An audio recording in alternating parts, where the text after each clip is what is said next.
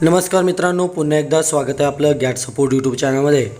शिक्षण संचालनालय माध्यमिक व उच्च माध्यमिक महाराष्ट्र राज्य पुणे या कार्यालयाचे पत्र दिनांक 12 जून 2025 रोजी निर्गमित करण्यात आले आहे। सदरील पत्र हे प्रति विभागीय शिक्षण उपसंचालक विभाग सर्व यांच्यासाठी निर्गमित करण्यात आला आहे।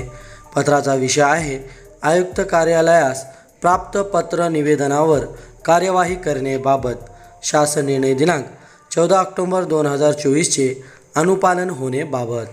मित्रांनो, मागील वर्षभरापासून राज्यातील अंशतः अनुदानित 20%, 40%, 60% या शाळांना 1 जून 2024 पासून अनुदानाचा वाढीव टप्पा देण्याचा शासन निर्णय निर्गमित करण्यात आला। या शासन निर्णयानुसार राज्यातील 20%, 40%, 60% शाळांना अनुदानाचा वाढीव टप्पा देण्यासंदर्भातील कार्यवाही होत नसल्याकारणाने शिक्षक समन्वय संघाने पुण्यातील आयुक्त कार्यालय येथे संच मान्यता व अनुदानाच्या वाढीव टप्प्याचे आदेश मिळावे यासाठी मोठा लढा उभारला होता। या लढ्याचे यश म्हणजे शासन निर्णय दिनांक 14 ऑक्टोबर 2024 चे अनुपालन करणे होय।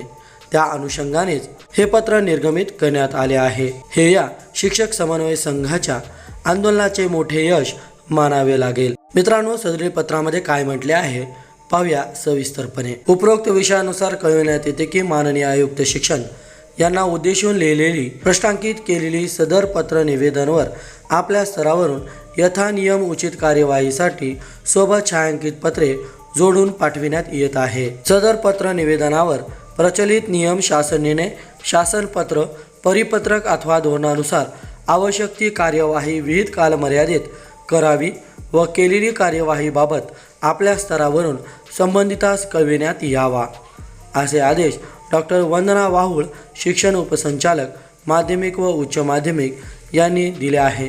मित्रांनो, या पत्रानुसार 14 ऑक्टोबर 2024 च्या शासन निर्णयाची अंमलबजावणी करण्यासंदर्भातील आदेश राज्यातील सर्व विभागीय शिक्षण उपसंचालक यांना देण्यात आले आहे। आता पुढील कार्यवाही उपसंचालक कार्यालय हे शिक्षणाधिकारी कार्यालयाकडे अनुदानाचा वाढीव टप्पा देण्यासंदर्भात आदेश देतील।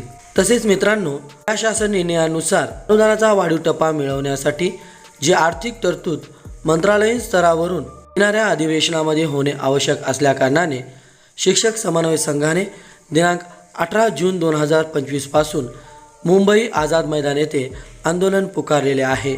या आंदोलनामध्ये आपला सक्रिय सहभाग असणे आवश्यक आहे, जेणेकरून आपल्या अनुदानाची तरतूद येणाऱ्या अधिवेशनात होईल।